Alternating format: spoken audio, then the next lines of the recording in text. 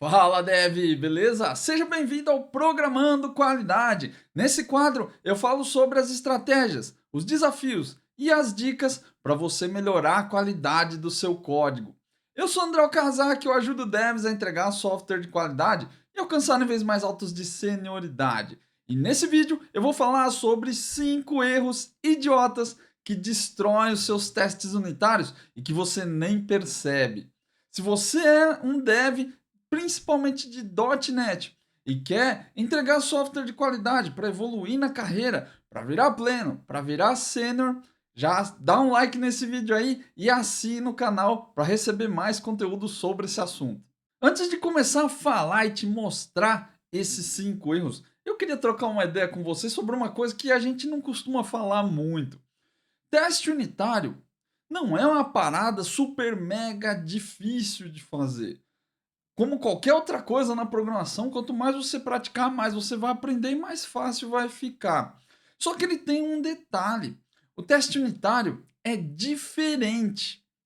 E eu acho que esse é um ponto que a gente não costuma falar muito, principalmente quem ensina a fazer teste unitário, não comenta muito sobre isso. O teste unitário é código como qualquer outro. O teste de integração também é código, o teste funcional também é código. Só que quando você está fazendo um código de teste, ele é um pouco diferente. Não é a mesma coisa do que codar a aplicação. E quando você aprende a programar, você aprende a programar aplicações, a programar o software. Tecnicamente, é tudo igual. Eu sei que talvez falando desse jeito aqui, tá parecendo que eu estou viajando na maionese, assim. Mas se a gente for falar só de código mesmo, é muito parecido. Só que a forma de pensar na hora que você programa teste muda. A forma de raciocinar, a forma de enxergar como que você faz as coisas é diferente de quando você está codando a aplicação. O objetivo das coisas é diferente. E como você acaba misturando, porque ninguém te ensina a pensar, a programar os testes, todo mundo só te ensina a programar a aplicação. Na hora de codar o teste, você acaba codando da mesma forma. Você está tão acostumado, acostumada a programar desse jeito, que quando você vai para o teste, você quer fazer a mesma coisa. E aí acaba gerando alguns erros ali que, do ponto de vista do teste, são erros idiotas. Mas não quero que você pense aqui que você está fazendo tudo errado e que as coisas que você faz não servem. Não, não é nada disso. É só que esses erros aí, eles dão uma quebrada nos seus testes, eles deixam seus testes piores, ruins de manter, ruins de entender. Eu vou mostrar os exemplos aqui para você ver, mas eu queria que você entendesse isso primeiro. São erros idiotas porque a forma de pensar nos testes tem que ser diferente. Não é a mesma coisa que codar a aplicação. Tecnicamente talvez seja igual, mas a forma de raciocinar o teste tem que ser diferente, porque o código de teste tem um propósito diferente. O primeiro erro idiota que destrói seu teste unitário é nomear os testes de qualquer jeito.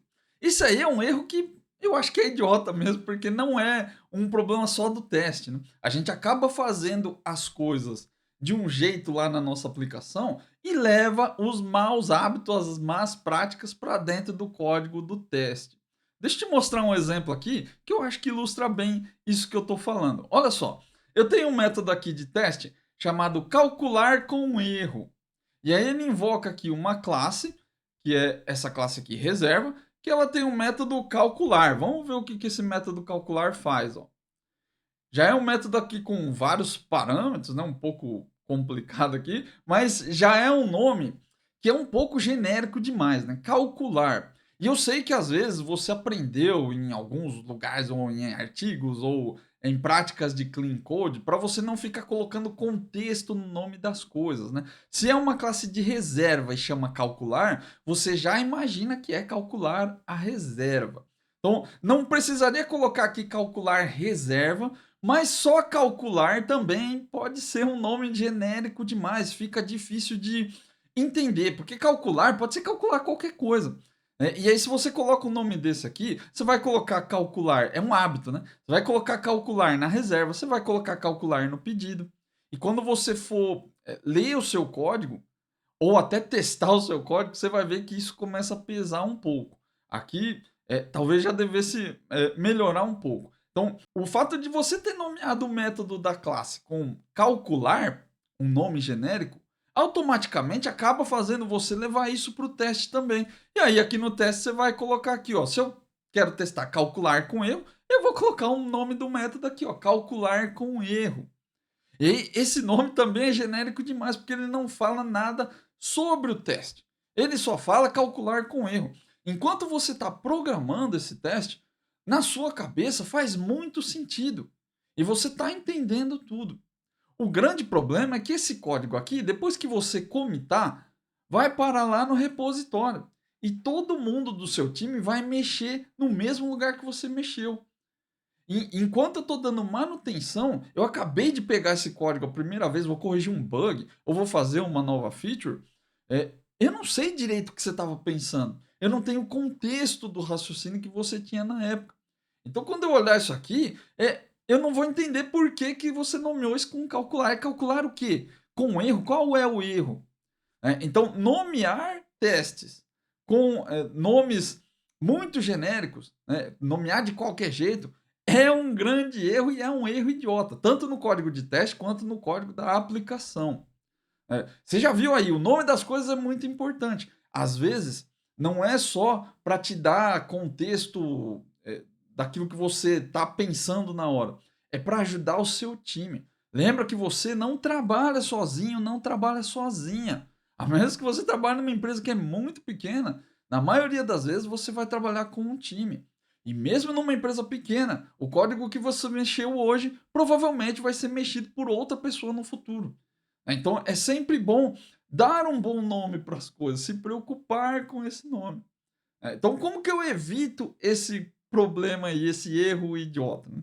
Use nomes que descrevem o teste. Assim como você deve usar nomes que descrevem as coisas no seu código, os métodos, as classes, os projetos, os namespaces, a mesma coisa vale aqui para o seu teste. Então, usa nome que descreve o teste. Ao invés de colocar aqui que é calcular com erro, você pode colocar aqui que é calcular com erro de estadia mínima, por exemplo, mínima. Já é uma descrição um pouco melhor. Você já está falando aqui que esse método aqui, ele vai calcular com erro de estadia mínima. E aí você já sabe que esse teste especificamente é para estadia mínima, é o erro da estadia mínima. Então você descreve a ação, descreve principalmente o assert que você está fazendo ali, né? Qual que é o resultado esperado do seu teste? Que é calcular com erro de estadia mínima. É uma ação super simples, mas que exige você é, ter um cuidado, né? Pensar melhor nas coisas. É muito comum a gente sair fazendo as coisas de qualquer jeito, na correria, porque a gente pensa, pô, o que importa é o que tem aqui no meio, são os ifs, é a lógica que eu tenho aqui. E o nome das coisas sempre fica por último. É muito comum também a gente colocar aqui um public void teste, e aí vai fazer o teste aqui. E nomeia ele de qualquer jeito, e depois você pensa em como você poderia nomear ele melhor, né? No final fica teste mesmo, e aí você continua suas atividades. Então, muito cuidado com isso. Use nomes que façam sentido, né, e que descrevem o teste. Uma outra coisa importante que eu sempre recomendo para todo mundo: evite abreviações no seu teste. Tem muitos devs que, em vez de colocar isso aqui, ó, prefere colocar calc com erro e começa a usar um monte de abreviações no nome porque fica com medo do nome ficar grandão. Cara, não tem problema nenhum o seu método de teste ficar com um nome gigantesco. Isso aqui não vai ser invocado em nenhum lugar no seu código, só lá no Test Explorer, pelo Test Runner. Então não se preocupa com o tamanho do nome. É importante ele ser descritivo. É claro que você não vai criar um nome de método aqui com 300 caracteres, porque daí também já é demais. Tudo tem um limite, obviamente. Mas eu sempre sigo a regra do pessoal das antigas aí, ó. Se couber na tela, se você consegue enxergar aqui o nome dentro dessa linha aqui, ó, é o suficiente, já não tem problema nenhum. Então, não economize no nome. É muito importante que o nome seja bem descritivo, para você entender. Não exagere, mas também não precisa regular o tamanho do nome aí. Coloca um nome bem descritivo e sem abreviações. Um último ponto que, cara, isso aqui é um detalhe idiota, ou melhor, parece idiota, né? Mas que faz uma diferença gigantesca quando você tem muito teste na sua aplicação. Siga um padrão. Não sai nomeando seus testes de qualquer jeito, como dá na telha. Então, um dos padrões que eu gosto muito de usar é o deveria, como um prefixo. Deveria ou não deveria. Eu acho muito importante ter um padrão desse tipo aqui. Em inglês, a gente usa should. Então, também é comum você achar ou should not, né? Mas como eu gosto de colocar as coisas em português, e eu recomendo de verdade que você também faça seu código em português, porque afinal você trabalha no Brasil e aí sua empresa pode ter a política aí dela de fazer código em inglês e tal.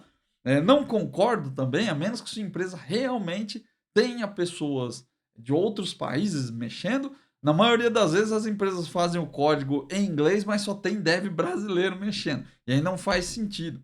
É, mas, obviamente, né, se for uma exigência da sua empresa, aí você faz em inglês, porque não tem jeito, né? Se a empresa mandou, a gente só segue o que a empresa pede. Mas se não tem essa recomendação, você faz do jeito que você acha melhor, use em português que fica bem mais claro. Deveria ou não deveria. Simples assim, fica fácil de ler. Eu não gosto de usar também underlines. Eu não acho legal porque ocupa espaço no texto. Mas se você achar que o underline é bom porque fica com uma separação boa aqui de para dar mais fluidez para sua leitura, eu também não discordo de você usar. Só tem que tomar cuidado aí para não encher muito o negócio com um monte de underline aqui, né? Ah, cada palavra eu vou colocar underline. Aí eu acho que fica um pouco demais. Mas você pode. Tem muita gente que separa aqui. Deveria. Aqui é o deveria, né? Deveria calcular, e aqui nesse primeiro deveria, né, que é o prefixo padrão, depois o nome do método e depois o resultado esperado. Também é um padrão. Não é um grande problema você usar um padrão ou usar um outro padrão. Eu prefiro usar sem os underlines, que eu acho que fica mais claro. Mas o que é importante? O importante é você usar um padrão. É muito ruim você chegar num projeto e tem 300 padrões diferentes. Cada dev escreve o teste de um jeito, com um padrão. Evita fazer isso. Segue uma linha. Quando você abrir o seu Test Explorer aqui, você vai ver que fica muito mais fácil de entender o que está escrito. Porque você vai bater o olho nos seus testes e já vai ver todo mundo com mais ou menos a mesma nomenclatura. É muito melhor, fica muito mais fluido para você entender. Outro erro idiota que detona o seu teste unitário: fazer asserts desnecessários. O dev iniciante que está começando com o teste, ele geralmente não sabe direito o que precisa testar. Então, só por garantir, ele vai lá e coloca um monte de assert que não tem a menor necessidade de fazer. Eu vou dar um exemplo aqui que é muito comum, que envolve mocks. Olha só, tem um command handler aqui, ó, que tem uma lógica, tem alguns ifs e tal, e quando ele chega aqui, ó, ele cria uma reserva, tem um método de builder aqui, ele chama a classe de repositório para fazer a inclusão, né, chama o método incluir, e aí depois ele dá um return aqui, ó, do reserva response, com o número da reserva que ele gerou e com o indicador de sucesso ou de não sucesso, né? Então veja que quando ele entra aqui nesse else, ele só executa essas 3 linhas. Aqui a gente não tem lógica, não tem nada. Ele simplesmente entra e executa tudo. Na hora de fazer o assert, o dev aqui ignora aqui se você não tem conhecimento sobre mocks, né? Tem bastante linhas de código aqui, mas o que importa é isso aqui, ó. Eu chamo o método handle, que é o método do handler, e eu verifico se o retorno voltou true, e depois ele verifica aqui, ó, dá um mock verify. Ele verifica se o método incluir foi chamado. Não tem necessidade de fazer essa verificação de mock aqui. Não é só porque você criou um mock que ele precisa passar por uma verificação. Primeiro porque como não tem lógicas aqui, se esse método entrar nesse else e chegar até o return, ele com certeza chamou o incluir. Não tem alguma possibilidade dele não chamar? Algum teste específico que você teria que fazer? Não tem necessidade. Ele só cria aqui a reserva, chama o incluir e depois dá return. Se por acaso acontecer algum problema no meio do caminho, não vai chegar no return, vai dar erro antes. Então, esse verify, essa verificação de mock aqui, não tem necessidade de existir. Não precisa fazer isso. É muito comum que o dev acha que só porque o mock está lá, eu preciso verificar se ele foi invocado. Não precisa. Você precisa só verificar melhor ali o que você está fazendo. É uma falta de entendimento. Isso aqui deixa o seu teste mais confuso. Ele deixa o teste sem um objetivo claro.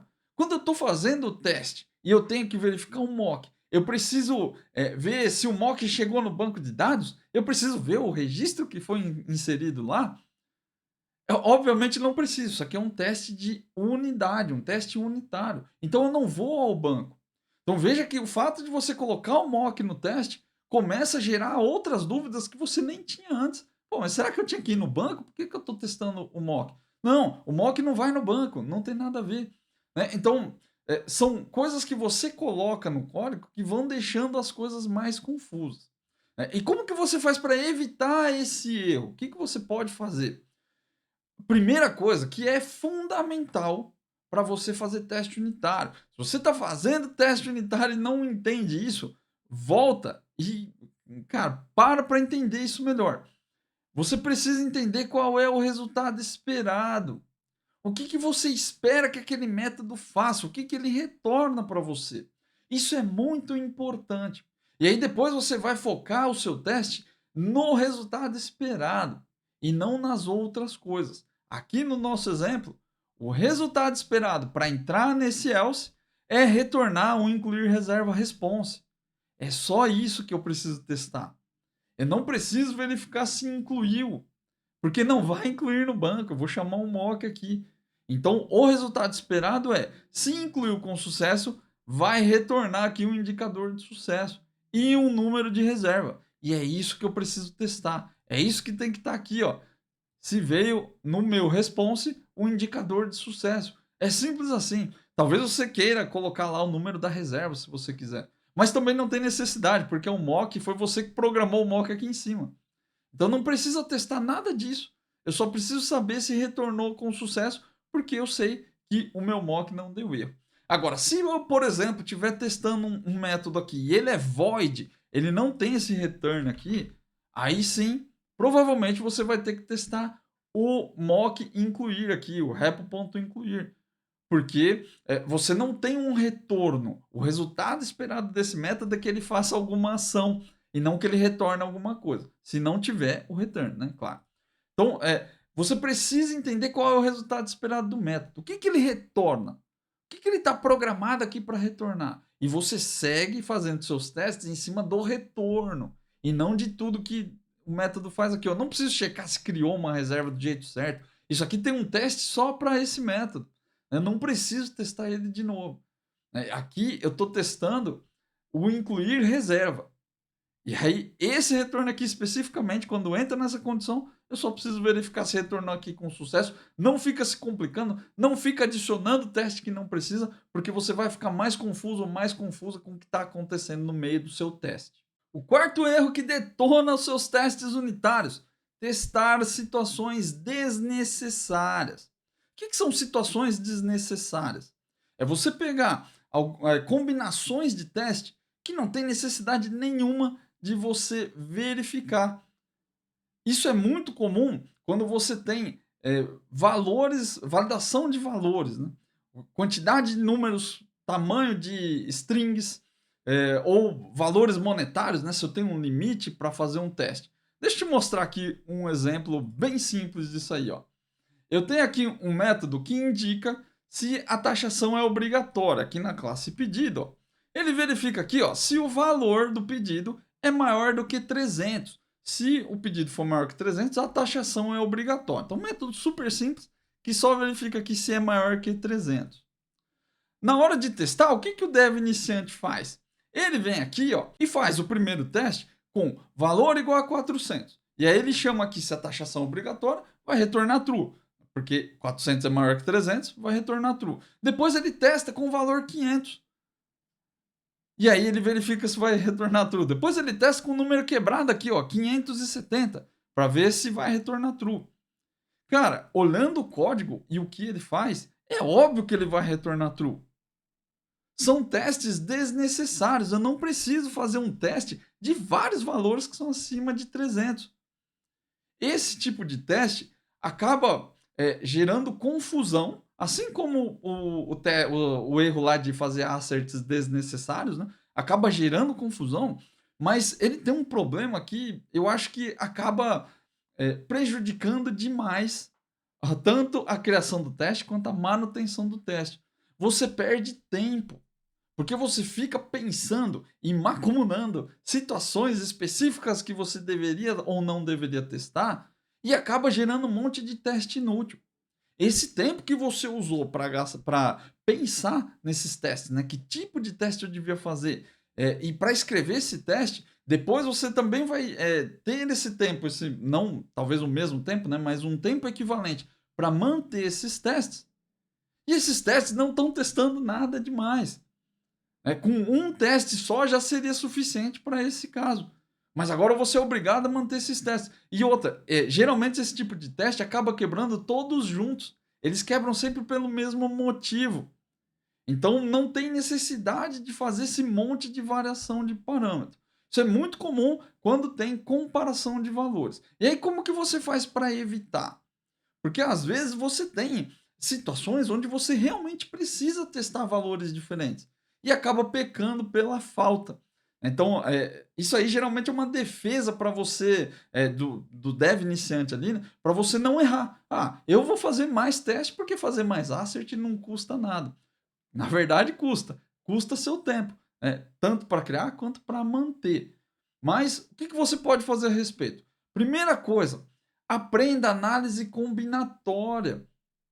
Os devs não aprendem isso. Isso é matéria de faculdade, estatística. Ensino médio, às vezes, também tem. Análise estatística. Como que eu faço a combinação dos meus parâmetros? Dá uma pesquisada na internet sobre análise combinatória para você entender. É o tipo de conhecimento que o QA aprende. Em qualquer cursinho de QA, eles aprendem esse tipo de coisa. Só que os devs não aprendem, porque a gente não aprende a testar. Ninguém ensina a gente a testar direito. E aí você acaba não entendendo. Análise combinatória é muito legal, não só para você entender como cada parâmetro deve se comportar, ou como você pode variar os parâmetros ali, mas também a quantidade de testes que você precisa fazer. Será que eu tenho que testar a combinação X e Y? Outra situação onde a análise combinatória é muito importante, quando você tem lógicas com AND e OR. Você precisa entender quando você precisa testar uma coisa e quando não precisa testar. Isso faz diferença. Se você usar um software de análise estática, como o SonarCube, como o Visual Studio, ele vai mostrar se você passou um software de cobertura de código, né? Ele vai te mostrar se você passou ou não pelas condições. Mas aprender análise combinatória vai deixar as coisas mais claras. Você vai entender quando você precisa testar uma coisa ou não. Se você não quiser aprender análise combinatória, porque você achou muito de nerd ali, não conseguiu entender como aplicar o conceito, eu tenho duas regras que facilitam muito nesse sentido. A primeira regra, a regra do é ou não é. Se você tem um valor que é boolean, não precisa ficar se matando com um monte de valor diferente. Ou é ou não é. Não tem 300 variações do é ou não é. São só duas. Você testa quando é e quando não é. Aqui no nosso exemplo lá do par ou ímpar, se é par ou se não é par. Não precisa testar esse monte de combinações diferentes. 2, 4, 6, 8, 10, 20, 30. Não tem necessidade. Ou é par ou não é par. Só tem dois testes para fazer. É claro que se dentro da sua condição você tem AND, tem OR, é um boolean, mas tem AND OR, você vai precisar da análise combinatória para entender. Mas essa regra do é ou não é sempre vai te ajudar. A segunda regra, a regra do acima, igual e abaixo. Quando você tiver validações de range para fazer, como é o nosso exemplo aqui que você já viu, da taxação é obrigatória, que valida aqui o valor acima de 300, você não precisa testar todos os zilhões de combinações possíveis de valores aqui. Você pode testar o que está acima, o que é igual e o que está abaixo.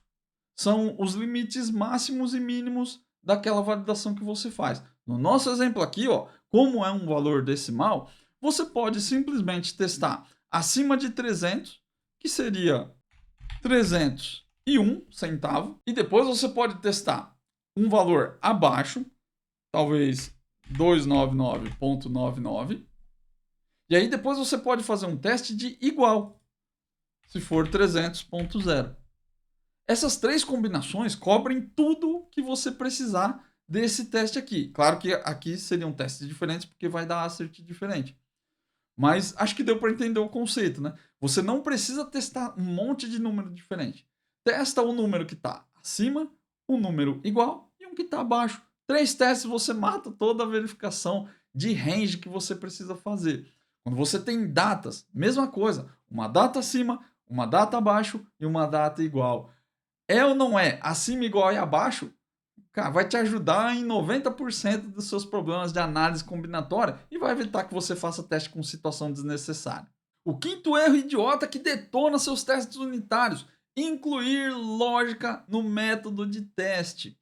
Esse é um dos piores erros que você pode cometer no seu código de teste, principalmente o teste unitário. Quando a gente fala de teste de integração, talvez quando a gente fala de teste funcional é meio que inevitável, porque ali já são testes mais complexos que talvez precisem testar coisas diferentes. Mas de forma geral, você deveria evitar incluir lógica em qualquer tipo de teste. O seu código de teste, ele não pode ter um monte de complicações, senão vai gerar confusão também. Vou te mostrar um exemplo super simples aqui, que é esse método aqui, ó, par ímpar. Eu estou usando aqui, deveria indicar se é par ou se é ímpar. E aí eu estou usando um Data Driven Test, né? Tem aqui dados que entram como valor, como parâmetro aqui dentro do meu teste, e automaticamente o próprio test runner vai executar isso aqui. O framework aqui nesse caso é o MS Test. E aí se você usa NUnit, se você usa XUnit, talvez seja um pouco diferente do que você está vendo aqui, mas o funcionamento é sempre o mesmo. Você declara os valores aqui como atributos e o próprio Visual Studio, o Test Runner aqui, ele vai se encarregar de executar todas as linhas. E aí, eu estou fazendo um teste genérico aqui, porque ao invés de fazer um teste específico, como esse aqui, ó, deveria indicar que é par, eu não quero fazer, porque é uma coisa muito simples, eu já quero ver se quando é par retorna um valor e quando é ímpar retorna outro, né? True ou falso. E aí, o dev faz isso aqui, ó. Ele cria uma lista de valores com uma string ímpar ou par, ímpar ou par. E aí dentro do teste ele coloca um if. If o tipo for par, porque ele vai pegar aqui no string tipo, né? Ele vai verificar se o assert é true, porque daí vai dar 2, né? Se for par, o assert tem que retornar true. Se for ímpar aqui no texto, ou se for qualquer outra coisa, que é um else, né? Ele vai mostrar, ele vai fazer o assert com is false. E isso aqui, cara, olhando para o código, parece uma ótima ideia, porque eu não preciso fazer um monte de teste diferente, eu faço só um teste que é dinâmico e vai funcionar para todas as condições aqui. Mas isso aqui é a pior coisa que você pode fazer num teste unitário. Se você vai colocando lógica dentro do seu código de teste, você aumenta a chance desse código de teste ter bugs. E se você usa o teste para testar o código da sua aplicação porque você não quer que ela tenha bugs, para que você vai colocar mais lógica em outro lugar que pode também ser suscetível a bugs? Então, é por isso que a gente não deve deixar o código de teste ficar complexo. Ele tem que ser o mais simples, o mais declarativo, o mais explícito possível. Porque quanto mais simples ele for, menor a chance de ter bug. Então, como que você faz para evitar esse tipo de problema? A primeira coisa, cara, não use if nem loop. Loop, então, não vou nem te falar quando você deveria usar loop, porque eu nunca precisei usar um loop num teste. se caso você precisar fazer um loop, alguma coisa do tipo, você usa esse recurso aqui. E esse recurso existe, inclusive, para você não ter que colocar o loop no seu código de teste. O Data Driven Test é para isso. É para você não criar uma lista aqui e fazer um loop dentro do seu código de teste, porque ele fica suscetível a bugs. Eu nunca usei, faço teste todos os dias, mas nunca precisei usar um loop. O if, talvez, em situações muito específicas, de repente você precisa. Principalmente quando você tem setups complexos e você precisa montar métodos de setup que você quer reaproveitar. Aí talvez você precise de um if ali. Mas, mesmo assim, são exceções à regra. Não é uma coisa comum. Isso aqui, com certeza, é desnecessário. Não faça isso. Faça 2 métodos, só chama aqui e tá bom demais, não tem necessidade de fazer de outro jeito. E o último erro que acaba com seus testes unitários, criar testes muito complexos. Você já viu aqui nos exemplos anteriores que quanto mais complexidade você adiciona ao código de teste, pior vai ser. Só que tem situações que às vezes parece que você precisa de complexidade. Olha só esse exemplo aqui, ó. Tem um método aqui, cancelar reserva, um handler, né? Veja que ele faz bastante coisa. Tem 5 classes injetadas, 5 interfaces, né? E aí ele faz uma consulta no banco, depois ele faz uma validação, e aí ele aplica uma regra de negócio aqui para calcular os dias de antecedência da reserva. Depois ele faz uma verificação de reembolso, verifica aqui se vai gerar reembolso esse cancelamento. Depois ele faz o cancelamento efetivamente, e aí ele obtém um cliente para poder mandar uma notificação para ele. Já é um método que faz bastante coisas. E aí, quando você vai fazer um teste para esse método, o teste acaba ficando complexo. Olha só como ficaria um teste hipotético para aquele método ali. Ó. Deveria cancelar a reserva e notificar o cliente. Então, ó, vou criar aqui uma reserva para poder fazer um setup daquele primeiro método. Depois, um outro setup aqui com um reembolso response, que é o cara que calcula o reembolso. E aí, depois, um setup também para obter cliente. Depois eu monto aqui. Olha quantas linhas já passaram aqui, ó. Eu comecei o teste na linha 21. Eu já estou aqui na linha 40, 50. O primeiro assert começa na linha 50. 30 linhas de código para chegar até o assert. Então, esse teste aqui ele já começa a ficar complicado. E classes de fluxo, geralmente, começam a demandar testes um pouco mais complexos, com mocks, com várias coisas. Então, muitas vezes parece normal. Isso aqui é um dos erros que a gente não percebe. Você faz isso por osmose e nem percebe que ficou difícil de mexer. Nem percebe que seu teste começou a ficar grandão. Você tem que ter em mente que qualquer código complexo vai ser difícil de manter. Não importa se esse código está dentro da aplicação ou se esse código está lá no seu projeto de teste. É um problema. As mesmas boas práticas que você aplica no seu código, você deve sim levar para o seu código de teste. Talvez não com tanto refinamento, talvez não com com tanto detalhe, com design patterns rebuscados ali, com coisas do tipo, com injeção de dependência dentro do teste, isso não tem necessidade. Mas o básico do básico, você precisa manter, né? Você precisa aplicar tanto no código da sua aplicação como no código do teste. Então, como que você evita que um teste fique complexo como esse aí que a gente viu agora? A primeira coisa, revisa o código da sua aplicação. Código complexo gera teste complexo. Não tem mágica aqui. Se o código da sua aplicação está difícil de entender, difícil de mexer, ele vai ser difícil de testar.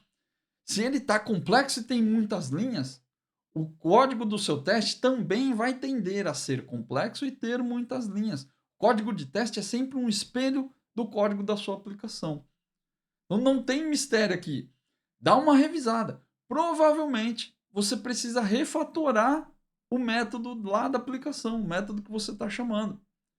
No nosso exemplo aqui, ó, esse cancelar reserva está fazendo coisas demais. Ele consulta a reserva. E aí, depois ele calcula reembolso. Ele preenche aqui, adicionar motivos de reembolso. Ele faz o cálculo do dias de antecedência da reserva. Depois ele cancela, seta uma mensagem de reembolso com base em uma regra de negócio, se tem valor de reembolso ou não. Depois ele ainda envia um e-mail para o cliente. Ele monta um texto de e-mail. Está fazendo 300 coisas diferentes aqui. Então, se o seu método está fazendo coisas demais, seu teste vai fazer coisas demais, vai ficar difícil. Então, esse aqui é um caso que precisa claramente de um refactor.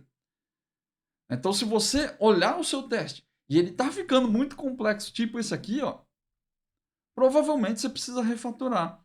Um bom indicador, veja a quantidade de parâmetros. Se o construtor da classe que você está testando tem um monte de injeção de dependência, que nessa aqui, ó, que já tem 5, liga um sinal de alerta. Provavelmente vai ser difícil de testar. Olha quantas linhas de código a gente gastou para fazer setup dos nossos mocks. 20 linhas. É muita linha. Muitos deles, talvez você vai ter que fazer e você não vai usar no teste. No nosso caso aqui, ó, o mock do e-mail, a gente nem usou o mock da notificação. A gente nem usou ele. Mas eu tive que criar esse mock aqui, mesmo não utilizando. Outro parâmetro também é a quantidade de parâmetros da chamada do método. Se você está fazendo, nesse caso aqui é um handler, é padrão do mediator, só tem 2. Se você está fazendo uma chamada aqui que tem 15 parâmetros, provavelmente também o método vai fazer coisas demais. E aí vai ser difícil de testar. Se tem muito parâmetro out, muito parâmetro ref, isso também é um indicador de complexidade. Então fica de olho nos bad smells, né? Fica de olho nos alertas que o código tá te dando, né? Que o teste unitário está te dando. Se está muito difícil de testar, é que provavelmente seu código original lá, o código da aplicação, ele precisa de refactor. Para concluir, tome muito cuidado, porque é muito fácil cometer esses erros. Algumas das coisas que eu mostrei aqui, quando eu mostro um exemplo, parece muito claro e muito fácil de identificar. Mas lembra que quando você aprendeu a testar, ninguém te ensinou a testar do jeito certo. Todo mundo te ensinou a programar o teste como você programa a aplicação. E aí todos esses erros que você já comete lá na aplicação, você vai acabar cometendo no teste também. Por isso que eu falei lá no começo. Você tem que tomar esse cuidado, porque como não te ensinaram a raciocinar olhando para os testes, a pensar, programar olhando para teste, você acaba fazendo as mesmas coisas que você já faz. E aí, lá na aplicação, talvez seja tolerável, no teste unitário, algumas dessas coisas não é tolerável. Sua aplicação vai funcionar muito bem com um código de 1000 linhas, mas o seu teste não vai. Então, cuidado. É muito fácil cometer esses erros aí. E o único jeito de você não cometer esse tipo de erro é aprender a testar do jeito certo. Não tem mágica. Eu te passei várias dicas aqui para evitar esses problemas, mas tem vários outros problemas que a gente identifica no dia a dia, aqui no meu trabalho, nas coisas que eu pego para mexer, vários pequenos erros. Todos eles vão dando uma detonada no seu teste unitário. Ele vai ficando difícil de mexer, ele vai engordando, ao invés de se manter ali com uma quantidade saudável. Começa a aparecer teste que não testa nada. Então, foca em aprender a testar o seu código do jeito certo. Não é só a parte técnica do teste. A gente viu aqui bastante exemplo técnico, mas existem coisas que estão além do técnico na hora de fazer seu teste unitário. Uma delas, que você já viu aqui, é a arquitetura de software. Como que você faz para dividir um método desse aqui, ó? Você precisa entender de arquitetura, entender limites e responsabilidades. Como que eu trabalho com isso? Como que eu separo as coisas em classes que fazem sentido, com coesão? Como que eu troco essas dependências aqui, ó, injeção de dependência, inversão de controle, tudo isso é arquitetura de software. Outra coisa importante para você aprender, análise de requisitos. Se você não sabe o que, que o requisito está pedindo, o que, que seu usuário precisa, qual que é o problema que ele tem, você não vai saber nomear as coisas. Você vai colocar nome de qualquer jeito lá, porque é o que você está acostumado aí a fazer lá no seu código da aplicação. Você não entende direito o que precisa fazer, sai programando e deixa o nome para depois. Porque você está chamando ali para você estar fazendo todo sentido. Na próxima alteração, o próximo dev que pegar vai ter dificuldade. Talvez ele duplique seu código. Talvez ele altere no lugar errado. Então, tudo isso vai além daquilo que a gente aprende por aí, que é assert e mock. Tem que aprender a fazer assert, tem que aprender a fazer testes avançados. Na maioria das vezes você não precisa. Você precisa de outros conhecimentos além do técnico. O técnico é importante, você tem que aprender a mexer no Visual Studio aqui ou na sua IDE, criar um projeto de teste, fazer assert, fazer mock. Tem que aprender a fazer. Mas não é tudo. Se você quer entregar software de qualidade de verdade, fazer testes unitários que testam, que realmente garantem qualidade, você precisa aprender mais do que o técnico. Então, abra sua cabeça aí, porque vai fazer bem, vai fazer você evoluir na carreira de um jeito que você nunca evoluiu antes. Então, ó, antes de sair, não esquece de deixar um comentário aqui para me dizer se esse conteúdo te ajudou ou se ele não te ajudou. Se ele ajudou, compartilhe esse conteúdo com outros devs, porque quanto mais devs virem esse vídeo, mais gente vai conseguir entregar software de qualidade e vai ficar melhor para todo mundo trabalhar na área. Beleza? Um grande abraço e até a próxima.